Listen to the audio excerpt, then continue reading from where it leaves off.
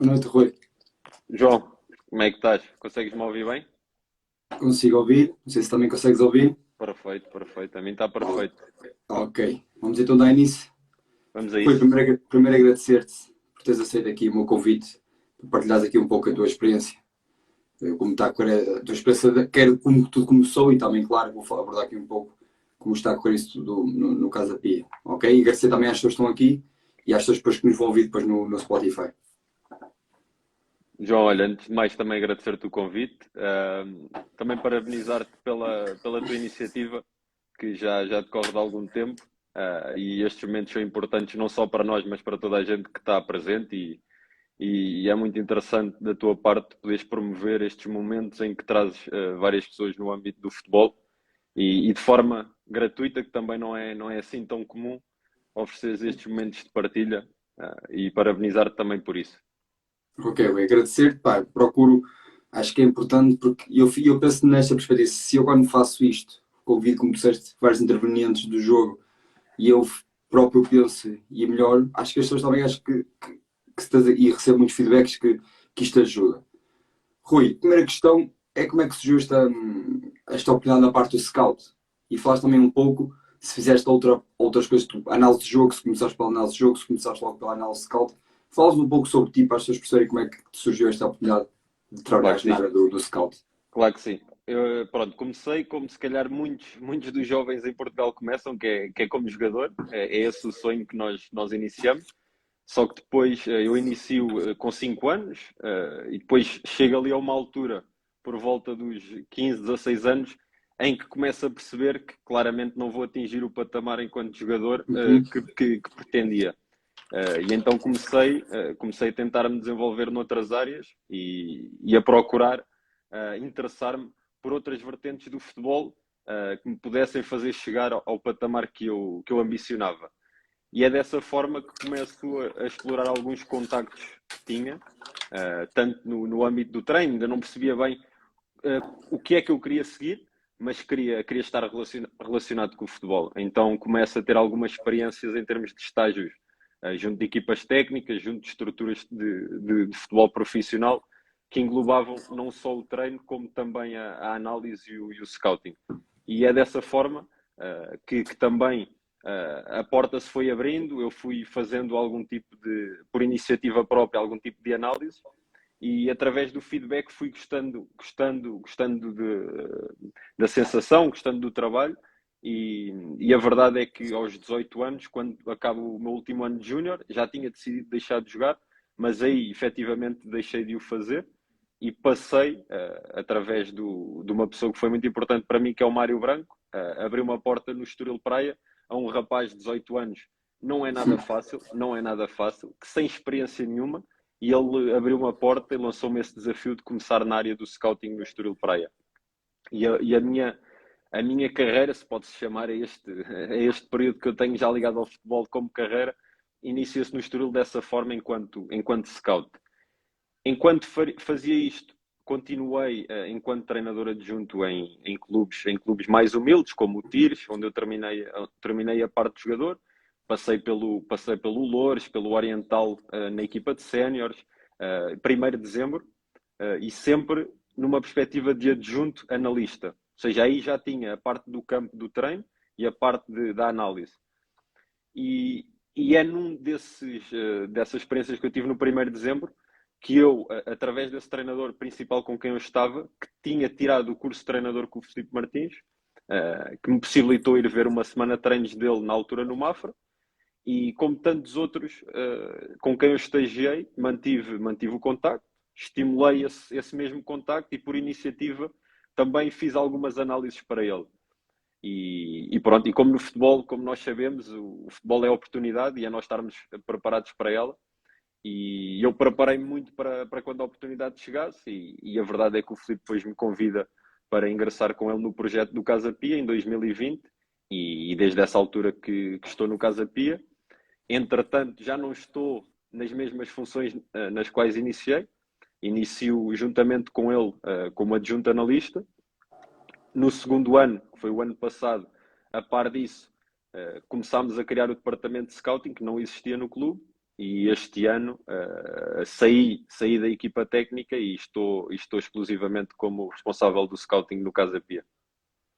Ok, Rui, isso é interessante. Estava aqui a te ouvir e eu costumo falar muito com os meus alunos e com pessoas que é o importante é nos prepararmos. Sem dúvida. Quando a oportunidade nos surgir, nós agarrarmos a oportunidade, porque eu confio que as pessoas que trabalham a oportunidade surge, mas é importante depois também estar preparado. Não adianta a oportunidade surgir e tu não estás minimamente preparado para tal oportunidade. Interessante. Falaste-me agora também que começaste como analista de jogo. Qual é Certo. a tua opinião em relação a um scout? Que uma pessoa queira começar agora do zero, qual é o conceito que lhe davas em termos de. Muitas pessoas querem começar de scout, mas se for ver, não entendem muito bem o jogo ainda. Tu achas que é muito, na tua ótica, é importante primeiro perceber o jogo, de depois sim tentar perceber um pouco mais da parte do scout? Fala-nos um pouco sobre qual é a tua opinião em relação a isto. Pronto, pegando só naquilo que estavas a dizer anteriormente, só porque eu acho que é importante e vou ser muito sessão da oportunidade, acho que é muito isso. É aquilo que tu controlas, tu tens de ser o melhor, não é? Tu consegues te preparar para a oportunidade, seja a ver treinos, seja a preparar-te, a formar-te, seja em cursos, seja em networking, tudo isto tu controlas. Então, se tu Uhum. controlas, tens de ser o melhor. Concordo. Este próprio networking vai-te possibilitar abrir oportunidades. E depois, quando as oportunidades surgem, tu tens de as agarrar com a tua competência, porque, ok, tu até podes ter um networking fantástico, Mas se não tiveres. as chamadas cunhas que muito se fala no futebol, mas a verdade é que as cunhas eu acho que dão as oportunidades, mas quem as agarra não são as cunhas, és tu. Então, Concordo. por isso tens de preparar. Voltando à pergunta que tu me fizeste, na minha opinião, o conhecer o jogo tem de ser o ponto de partida para tudo. Independentemente de queiras ser treinador, analista, scout, seja o que for, na minha opinião, o ponto de partida tem de ser o conhecimento do jogo e o conhecimento do jogo num âmbito muito superficial, mas se formos a nível mais micro, conhecimento do treino, todas as áreas que estão englobadas neste princípio do conhecimento do jogo, porque depois a partir daí é que tu começas a desenvolver as tuas funções específicas. Concordo plenamente com o que tu disseste, é o que eu procuro sempre abordar e dar a minha opinião sobre isso. Em termos da parte do scouting em Portugal, tem vindo a evoluir. Como temos vindo nos últimos anos, tem vindo a evoluir de forma brutal. Na tua opinião, o que é que está a fazer com que cada vez mais os clubes em Portugal apostem mais na parte do scout? Eu acho que ficou muito óbvio que era uma área emergente. Uh, nós somos, eu acho que nós em Portugal somos pioneiros em muita coisa, e agora falo em específico no futebol, mas no scouting eu sinto que fomos muito atrás do que se fazia lá fora, por um lado e bem, quer dizer que reconhecemos a importância de tal, mas felizmente, e para não estarmos aqui a falar de aspectos tão negativos, acho que felizmente hoje se dá uma importância de vida ao scouting, porque acho que se começou a perceber a importância de tu teres um departamento extremamente profissional numa área que é fundamental, que é aquilo que te ajuda na preparação da época, num elemento que é extremamente importante, que é a construção do plantel.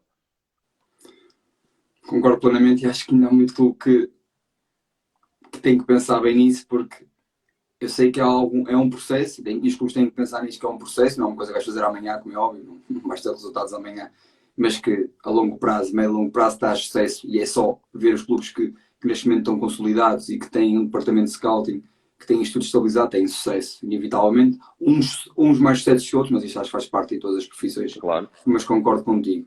Em termos de departamento de scouting aí no Casa Pia, como é que isso está estruturado? Não tem há muito tempo? Quantos membros é que têm? Qual é a tua função específica aí no departamento de scouting, Rui?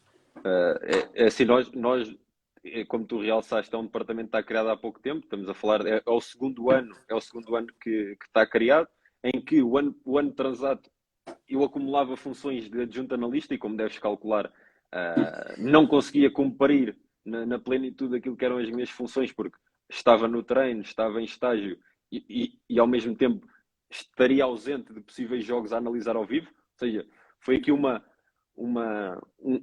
arranjar soluções constantes me permitisse fazer as duas responsabilidades do melhor que eu conseguia. Mas isto para dizer, este ano, 100% no departamento de scouting, somos três. Além de mim, há mais duas pessoas comigo, extremamente capazes, extremamente profissionais, e o nosso sucesso deve-se também ao grupo que nós temos. E nesse aspecto também tenho de realçar um fator que para mim é fundamental, que é a visão do nosso CEO. Ou seja, lá está, não haver esse departamento, ter acreditado na altura em mim e agora no departamento todo que existe, e o conjunto de condições que nos permite desempenhar o nosso trabalho na perfeição.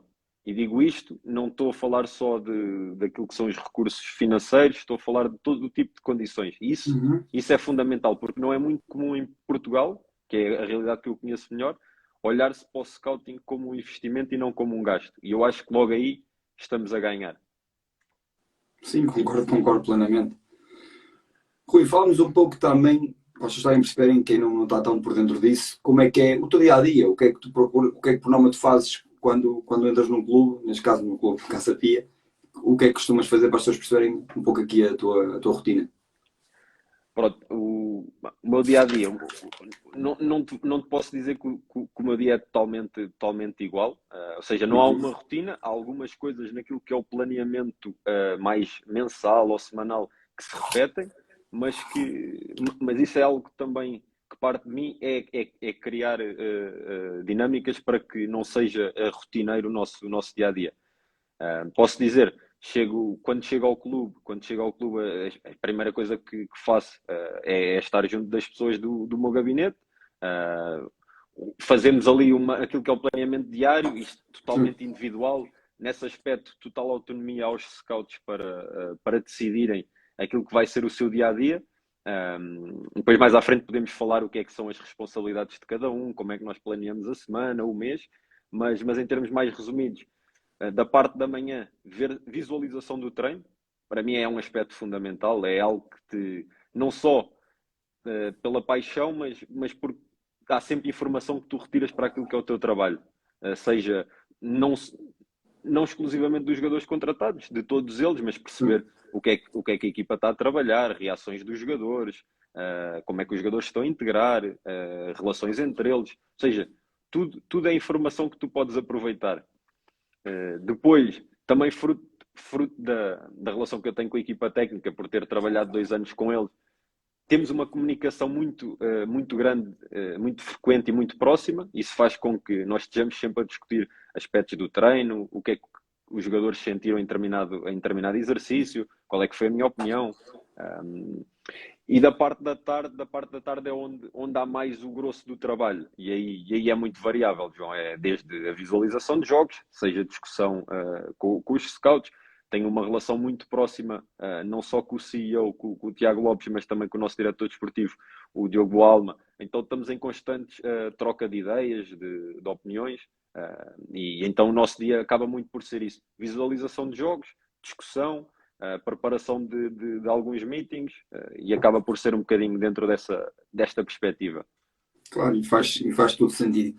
Em termos disso, falaste em termos de visualização de jogos, procuras fazer muita observação in loco e complementar com vídeo, como vídeo em status e essas plataformas que existem, ou procuras ver mais vídeos e depois em último recurso aí mais ver o jogo ao vivo? É assim, se me perguntas, não escolhendo uma, porque ambas são importantes, porque não consegues analisar um jogador só em jogos ao vivo, porque senão vais ter uma amostra mais pequena, mas os jogos ao vivo são fundamentais, porque te dão uma perspectiva que no iScout tu não consegues ter. É um plano fechado, e mesmo que fosse em plano aberto, há um conjunto de informações que tu não consegues obter.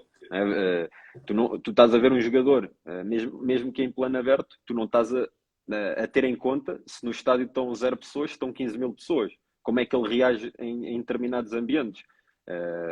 E já não vamos falar se for em plano fechado, muito mais limitado tu estás na observação, porque é uma das discussões que nós temos internamente, que é, há certas posições, principalmente as posições mais extremas do campo, sejam elas guarda-redes, defesas centrais ou o avançado, que passam menos tempo naquilo que é o centro de jogo, grande parte das ações tu não estás a ver os comportamentos, não é?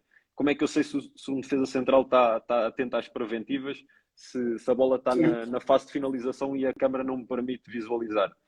Então, há um conjunto de situações que tu estás totalmente limitado.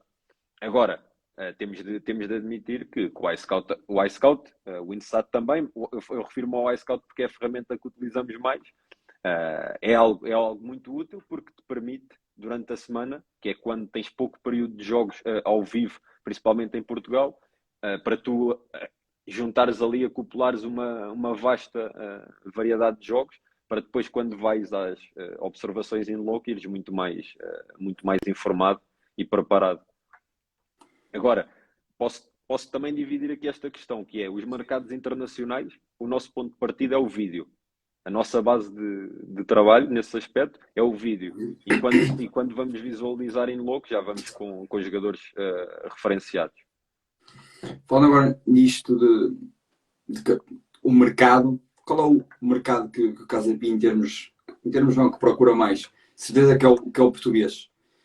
Fala-me um pouco sobre isso, como os mercados em Portugal se procura, visto que o Casa Pia está no escalão máximo do nosso futebol, se procura muito na Liga 3, se procura até e também ver jogos de escalões inferiores, visto que agora o Campeonato de Portugal também é uma quarta divisão. E em termos no estrangeiro, se existe algum mercado que vocês procuram mais, também está mais atento? Pronto, em termos nacionais, claramente é a nossa prioridade, porque eu pelo menos sou muito crente de que nós temos muita qualidade no nosso mercado nacional e às vezes nós próprios não valorizamos o nosso produto. E tu olhas não só para o Casa Pia, não quero estar aqui a parecer que venho valorizar o Casa Pia, mas é a realidade onde eu estou e é que eu conheço mais e tenho propriedade para o fazer. E tu vês vários jogadores que vêm de escalões inferiores e têm uma capacidade de resposta muito grande. E às vezes é só nós, lá está, eles estão preparados para a oportunidade, é nós só darmos esse espaço para que eles apareçam. Então, nossa primeira base é o que é que nós temos em Portugal? Ok, se nós estivermos aqui, esta é a prioridade, porque ganhamos logo aqui algumas coisas. Conhecimento do contexto competitivo, eles têm. Mesmo que não tenham jogado numa primeira liga, jogar numa segunda liga em Portugal dá-lhes uma capacidade enorme de estarem preparados para a primeira liga. Depois, tudo o que seja nível de linguagem estão muito mais adaptados. E por norma, em Portugal, trabalha-se geralmente bem, a nível técnico-tático, e também já há uma preparação para aquilo que seja o teu estímulo, por muito que depois tu jogues num sistema diferente, tenhas ideias diferentes, mas estão mais preparados para o estímulo e para o feedback que vão receber no treino. Por isso, Portugal é a nossa prioridade. Olhamos muito segunda liga, terceira liga, oportunidades na primeira. Vemos também Liga Revelação e Campeonato de Portugal. Estes dois últimos não vemos com tanta frequência naquilo que é o nosso planeamento, mas estamos atentos a alguns destaques. Posso dizer, este ano já fomos ver jogos de Campeonato de Portugal ao vivo, mas não cobrimos na totalidade como fazemos nos outros campeonatos, em que a nossa cobertura é total. Depois, em termos internacionais, nós definimos entre mercados prioritários e mercados secundários. Ou seja, mercados prioritários nós temos 5 e são mercados que nós, todas as semanas, cobrimos grande parte da jornada. E esses mercados é onde nós, cada scout é responsável por determinados mercados. Temos uma reunião semanal onde eles têm autonomia para selecionar que jogos é que vão ver. Eu também faço o trabalho de perceber quais são os jogos mais interessantes e se faltar algum, nós ajustamos. E no início da semana seguinte temos uma reunião de balanço dos jogos analisados. E depois temos os mercados secundários, que são os campeonatos onde nós consideramos que não faz sentido ou não temos capacidade ainda para cobrir na totalidade, mas que vamos, sempre que possível, olhar a determinadas, acompanhar, perceber ali alguns jogadores em específico. É um bocadinho nessa perspectiva. Sabendo que o mercado sul-americano foi um mercado há uns anos aqui atrás que Portugal comprava com regularidade, porque era um mercado em termos económicos e um dos clubes de maior poder financeiro não iam lá. Agora temos já há algum tempo inverteu esse paradigma de os clubes primeiro deixarem vender aos clubes, por exemplo, em Portugal, e depois comprarem a nós. Agora, nós já não temos um poder tão grande para esses mercados. Vemos agora grandes equipas ir logo à fonte buscar. Vocês também tendo o Casa Pia iniciado há pouco, certeza que também é um mercado que sentem também dificuldades e se for ver não se viram tanto para ele numa primeira fase.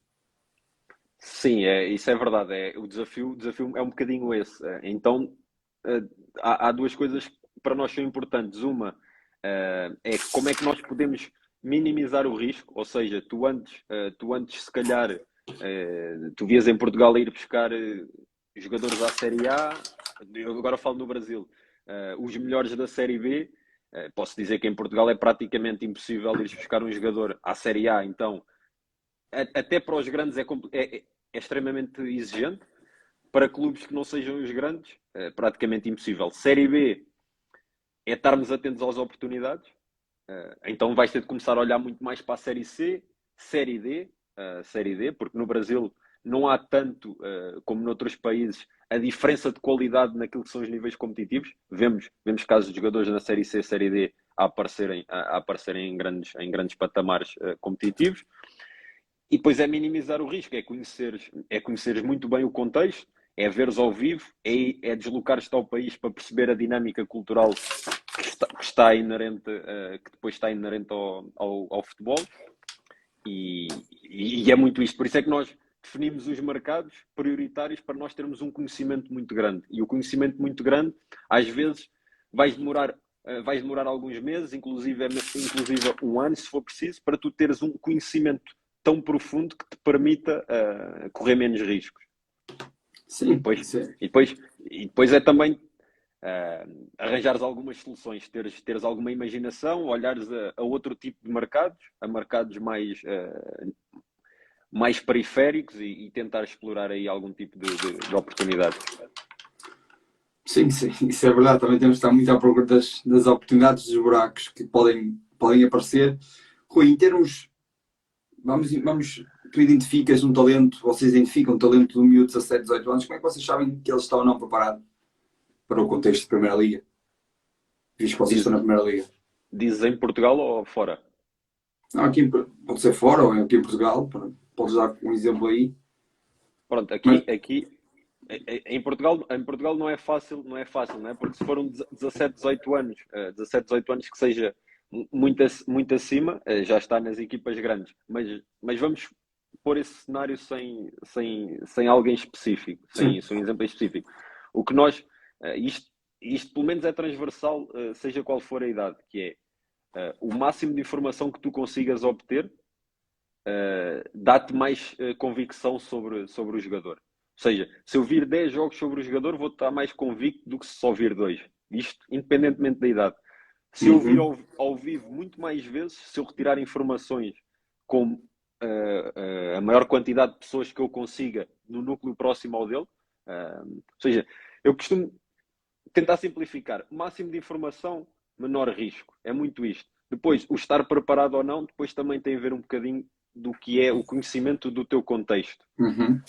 Ou seja, se tu tiveres um grupo, um ambiente que seja mais favorável a que este tipo de jogadores tenham espaço para errar, para crescer, porque a verdade é, o jogador de 17 ou 18 anos vai errar muito mais do que o jogador de 25 à partida, não é? Porque o jogador de 25 já leva mais 7 anos de erros e que já aprendeu com eles.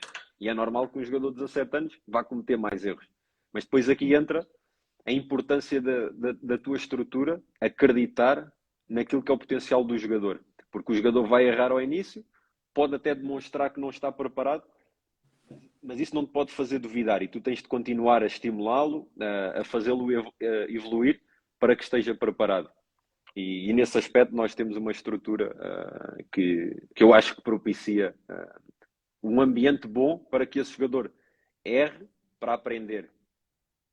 Sim, mas depois entra aqui uma questão importante que o Casa Pia não tem, que é um sub-23, por exemplo. O Casa Pia, por exemplo, não tem um sub-23, faz com que um jogador, imagino que vocês contratem, se não tiver no ponto de roçar para vocês o colocarem a jogar, vai ficar um pouco parado. Como é que vocês tentam contornar essa situação? Têm um clube mais onde procuram mandar, entre aspas, ajuda mais emprestada para lá? Se estão neste momento, ou se há alguma equação de criar o sub-23, não estou a dizer que é para o ano, mas tem isso em equação, se procuram apostar muito no sub-19, como é que funciona também em relação a isso, visto que é importante também para a parte do scout? É fundamental. Tocaste num ponto que é essencial e é algo que nós discutimos internamente e estamos totalmente alinhados de que é algo fundamental, o sub-23. Um, ponto número um, como é que nós colmatamos essa ausência? Não temos nenhuma equipa B, nem equipa satélite. A única equipa que nós temos além da profissional é o sub-19 e apesar dos sub-19 terem conseguido subir à primeira divisão e estarem a fazer um excelente trabalho, tem ali um núcleo de jogadores bastante interessantes, mas é um salto muito, muito grande, é um gap que tu muito dificilmente consegues contornar, e o Sub-23 era o espaço perfeito para isso. Em termos de recrutamento, relativamente ao scouting, há muitos jogadores que nós temos identificados que se tivéssemos equipa de Sub-23, provavelmente já estariam no Casa Pia. Não tendo equipa de Sub-23, nós temos menos espaço para correr mais riscos. Não sei se me fiz entender. Sim, sim, sim. Temos, Mas temos, é algo que vocês pensam em que mesmo criando uma equipa B, tinha que ser para lá para baixo tudo, não deve ser, não sei, também estou aqui a supor, não deve ser algo para vocês uma aposta logo, porque ia lá para baixo, para distritais, e também era um gap, como disseste muito bem, quer de sub-19, que é para uma distrital grande. Mas também sabendo que o sub-23 também, neste momento, já tem as equipas ali bem definidas, tinha que entrar pelo menos mais duas, não é? Supostamente. certo, Mas é algo que vocês pensam, é algo que vocês pensam claramente. para criar. Claramente é um objetivo, vai acontecer, só que também acho que isso é óbvio para todos. O Casa Pia teve aqui um crescimento Muito grande. muito rápido, e há aqui alguns.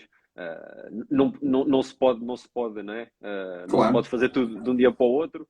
Algo que tem sido feito, tudo o que tem sido feito no Casa Pia é de forma sustentada, não dar um passo maior que a perna. Os sub-23 vão ser criados a seu tempo, o mais rápido possível, é o desejo de todos, porque vai ser uma mais-valia. E isso é que me importa naquilo que é a minha função no scouting, é que as pessoas no clube estejam todas alinhadas que o sub-23 é uma mais-valia. Sim, é o que disseste muito bem, concordo. O salto foi grande, mas não foi um salto por acaso, foi um salto que nota-se com trabalho, com dedicação e com muito empenho, e também, como tu disseste e bem outra vez, não, foi um salto que supostamente, não é supostamente, tiveram com mérito, mas foi não esperavam tão rápido, e por isso também não vamos estar a criar aquilo. Eu, na altura, também o Passos Ferreira queria criar, na altura que desceu, e muito bem, não criou porque prioridades naqueles momentos, por isso concordo com o que tu disseste. Um aspecto também interessante aqui, gostaria de saber a tua opinião, quando contratas um jogador ou estás na iminência de contratar, porque já viste o jogador in loco, também já viste muitos vídeos, procuras preocupar também com a parte da família, dos amigos, as redes sociais, como estamos neste momento muito nas redes sociais, e os miúdos, 17, 18 anos, ou 16 até apostam muito nisso. Como é que vocês procuram focar-se nessa parte mais psicológica e das redes sociais? Portanto, é uma área que nós damos total importância, porque, como te dizia, o máximo de informação faz com que tu estejas preparado para tirar o melhor do jogador. Vou-te dar um exemplo. Se tu conheces o jogador, mas se não conheceres a pessoa, vais poder ter mais dificuldade em extrair o melhor dele. Posso partilhar contigo, nós no nosso relatório final, Uhum. nós dividimos uma das partes da avaliação, nós dividimos em seis aspectos. O técnico-tático, o físico, e nós englobamos o técnico-tático, dividimos em ofensivo e defensivo, depois temos a parte física, a parte mental. E esta parte mental relacionada com o jogador, aquilo que nós Uhum. analisamos em contexto competitivo. Depois temos outros dois aspectos, que é a parte clínica, o historial Uhum. de lesões, tentarmos perceber o quadro clínico que o jogador já tem, e a parte pessoal. E aí entra todas as informações que a gente consegue recolher do ponto de vista pessoal, familiar, social, e também das redes sociais. Ou seja, quando um jogador é contratado, quem recebe o relatório, neste caso o nosso CEO, o nosso diretor desportivo, tem a informação se o jogador é casado, se tem uma namorada, há quanto tempo. Isto estou a dizer, até parece. A gente faz aqui um trabalho, um trabalho de espião, mas tem de ser. Mas tem de ser. Quantos filhos tem, nome dos filhos, profissão da mulher, ou seja, todo o conjunto de informações, porque até para o ponto de vista do negócio, pode ser importante. Vou-te dar um exemplo. Um jogador que nós tentámos contratar e que na altura tinha opções para ir para o estrangeiro e nós sabíamos que ele tinha sido pai há pouco tempo, através do trabalho que nós fizemos, sabia que ele tinha sido pai há pouco tempo e que a mulher tinha abrido um negócio local. E esses dois argumentos foram argumentos que foram utilizados na abordagem com o jogador.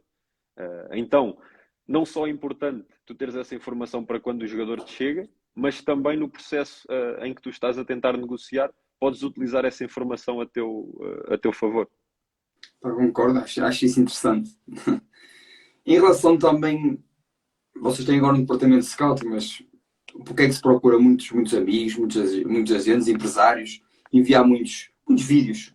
Acho que é algo natural. Como é que vocês funcionam em relação a isto, visto que também já têm um departamento de scouting, já trabalham de uma forma, mesmo tendo há pouco tempo, de forma já muito profissional, como é que ainda funciona muito com a entrega de muitos vídeos, antes falava-se de DVDs, para se entregar a vocês? Vocês não ligam muito a isso ou é algo que já vos passa um bocadinho mais ao lado? É assim, eu acho que quanto mais nunca, tu não deves, não deves te demitir de qualquer informação que chegue, não é? Porque, ok, que 90% da informação pode não te interessar, mas se tu também te demitires de toda ela, o 10% que poderia ser interessante, tu estás a Uhum. excluí-la. Mas nós tendo um trabalho tão estruturado, ou seja, nós temos bem claro aquilo que queremos, o espaço que damos a este tipo de informação é curto, é curto. Ou seja, um jogador chega-nos, uma coisa é chegar-nos através do nosso diretor desportivo, do nosso CEO, da equipa técnica, nós damos uma certa relevância. Se chegar de outra fonte, que nós não temos qualquer tipo de registro, Uhum. nós damos outra importância. Então entra aí aquilo que são as ordens de prioridade. Tentamos analisar, mas obviamente primeiro está aquilo que é o nosso plano, depois nós definimos, nós até definimos internamente algo que é o scouting e dentro do scouting a avaliação. E a avaliação é mesmo isto, é jogadores que nos chegam de fora, em que nós não são jogadores que vêm do trabalho de scouting, mas vêm para nos serem avaliados. Então, dentro dessa rede de avaliação, nós separamos por ordem prioritária dentro disto. Pessoas dentro do clube, prioridade de nível 1, pessoas que nós já temos de fora, mas que nós já temos conhecimento, algum tipo de relação, prioridade de nível 2, e todo o resto acaba por ser o último na lista de prioridades. Ok.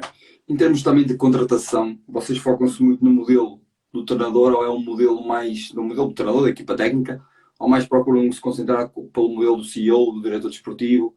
Como é que isso funciona também em termos de contratação? Muito mais à base do que o treinador precisa, vocês focam-se muito também nesse aspecto?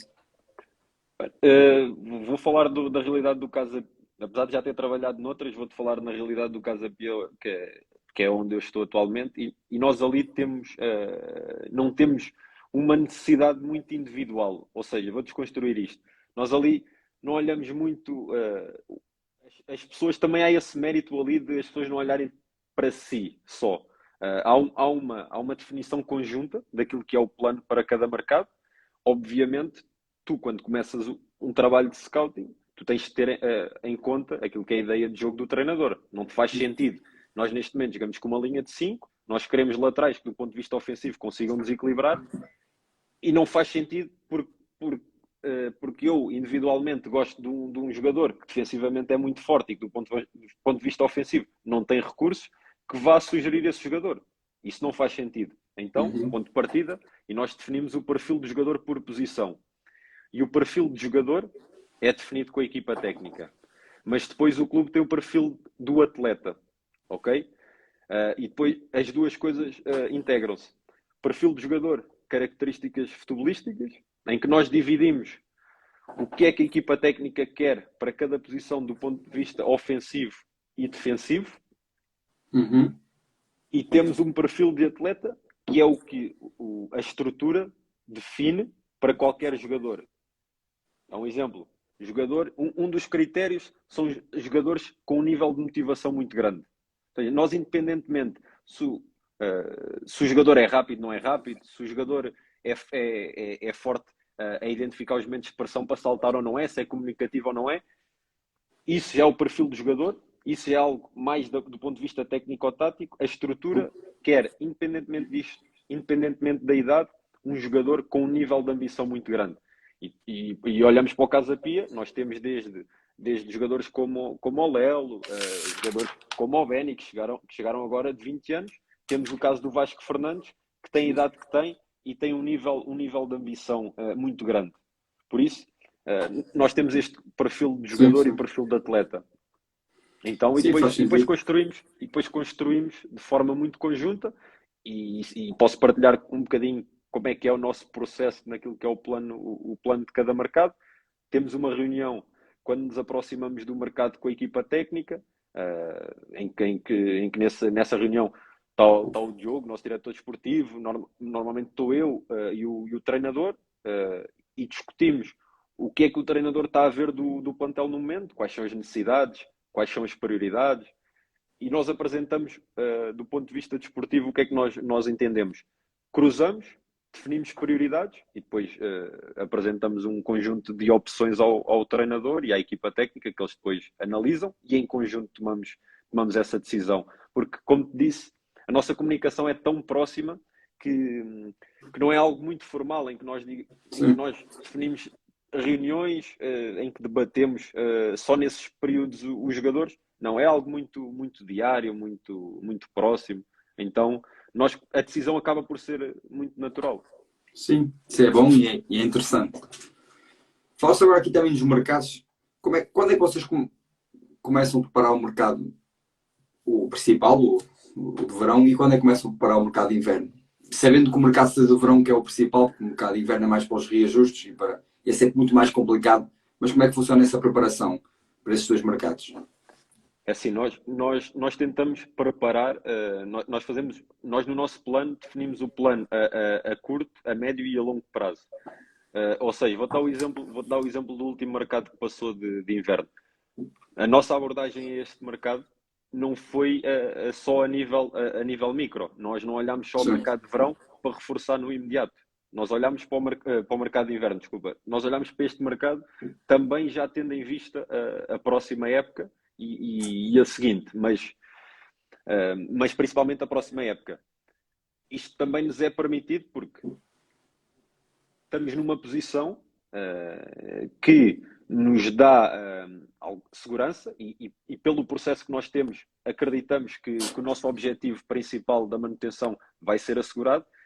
Então, jogar com essa antecipação é uma vantagem que nós temos. Então, nós tínhamos necessidades neste mercado, sim, de reforçar a curto prazo. Nós tivemos uma lesão na posição de extremo, que era o Léo Natel, que se lesionou gravemente. Então tínhamos essa necessidade para o imediato, sim, mas também definimos logo o plano da época 23-24 e percebendo que, tendo algumas posições para reforçar, jogadores que nós trouxéssemos já neste mercado, ganhávamos aqui um período de 5, sim. 6 meses naquilo que seria a adaptação, não é? Ou seja, Uhum. vamos iniciar a próxima pré-época com jogadores que já levam 4 ou 5 meses de adaptação ao país, adaptação ao clube, adaptação à ideia de jogo, trabalho não só no campo, mas também a nível da performance. Ou seja, tem aqui uma série de vantagens tu começares também a preparar com 2 mercados de antecedência. E nós, dentro do possível, obviamente que os resultados também te ajudam a tu preparares isso dessa forma, mas antecipar o mais possível para que não trabalhes só de mercado a mercado. Sim, isso é interessante. Uma das últimas questões que te queria colocar era: tu és scout, mas nós sabemos que também trabalho um pouco nessa área.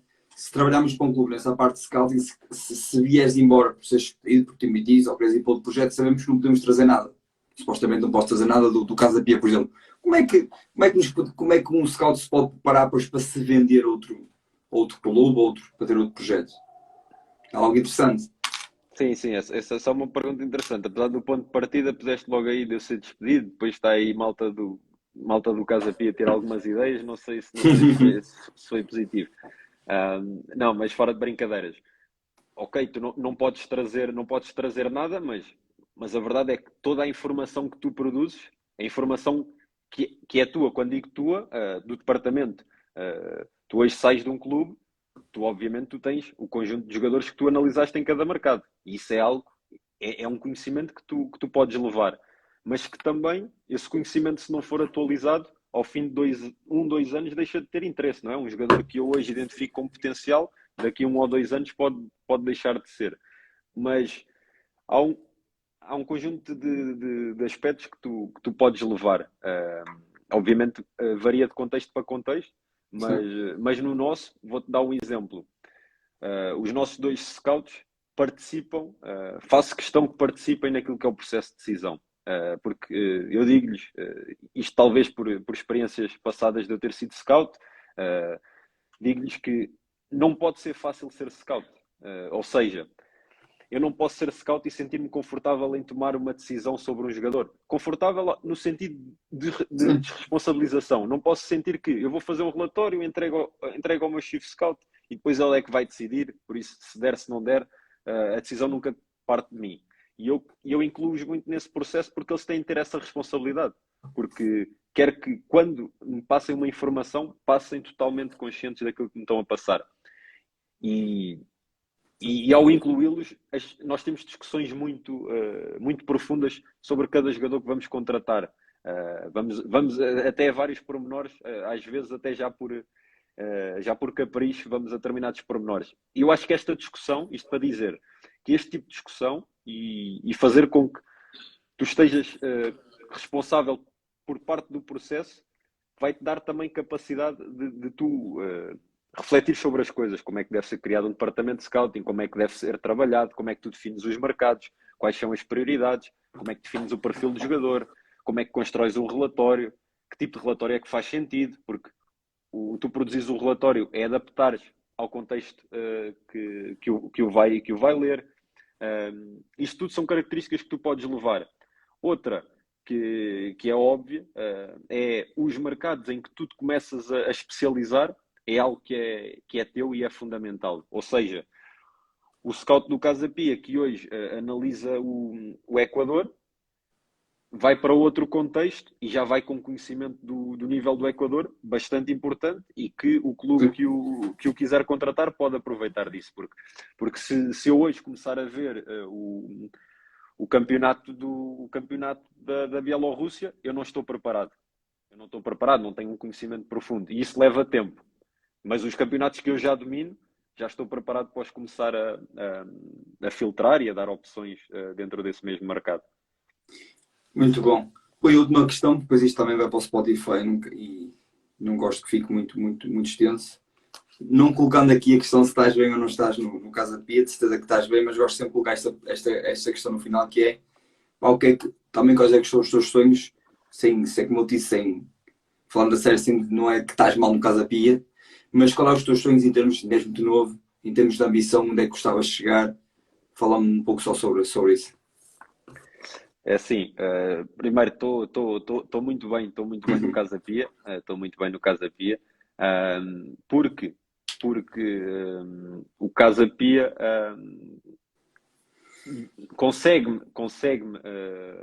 conseguimos criar aqui uma simbiose muito interessante naquilo que é a ambição.